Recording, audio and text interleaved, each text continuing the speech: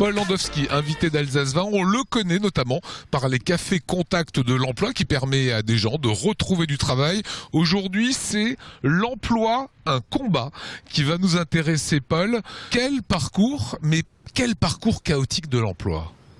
Bah oui, c'est le reflet du marché de l'emploi.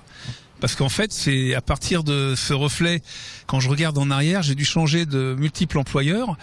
Et heureusement, ces employeurs, à l'époque, ont su me donner ma chance. Vous êtes né en 58, donc 56 ans cette année.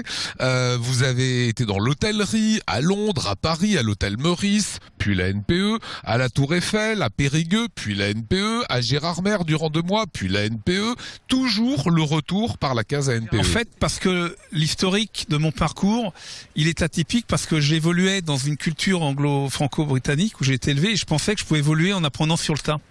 Alors heureusement, j'ai réussi d'une façon, mais le prix à payer, c'est le fait que ce soit chaotique, puisqu'en apprenant sur le tas, on peut évoluer, mais il est plus difficile, surtout vu la conjoncture après des entreprises. Mais ça veut dire quoi? Ça veut dire qu'il faut des diplômes pour être sûr d'avoir une carrière différente? C'est-à-dire que moi, mon rêve, et ça l'est toujours, c'est que je voulais évoluer dans des métiers nobles comme l'hôtellerie de luxe et évoluer en apprenant sur le tas du démarrage. Alors après, j'ai évolué grâce à ça, mais en parallèle, il y a bien sûr ces professions parfois nécessitent des technicités où ils embaucheront des diplômés qui n'ont pas toujours les compétences techniques, mais heureusement que toutes ces entreprises à laquelle je rends hommage dans l'emploi, un combat, m'ont donné ma chance. La motivation, vous l'avez toujours eue. Une chose qu'on comprend bien, c'est que la mobilité, il en faut.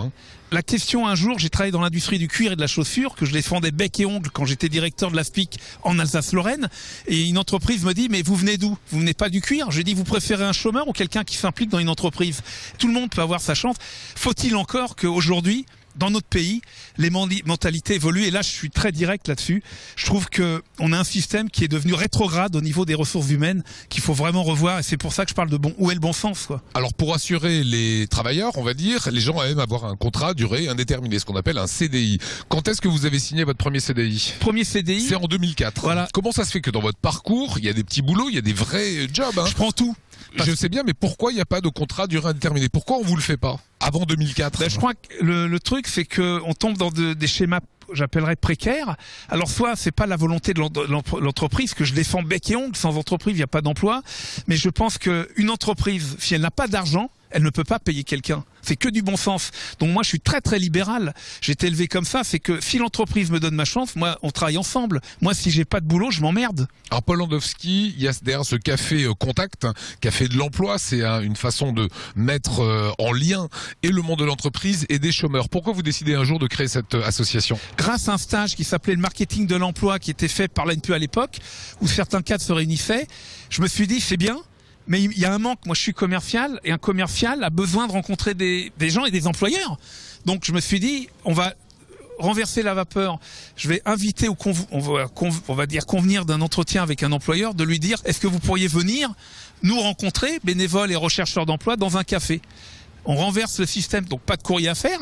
L'employeur vient et c'était bingo. Il y en a un qui est venu, je me souviens, il est venu par FIP, il est arrivé et il a embauché quelqu'un tout de suite. Ce qu'on appelle maintenant aujourd'hui le job dating. Alors moi je suis très sensible et susceptible sur les mots anglophones parce que je suis anglais.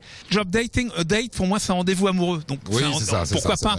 Et moi j'aime bien les Stammtisch en Alsace. Il y a des cafés.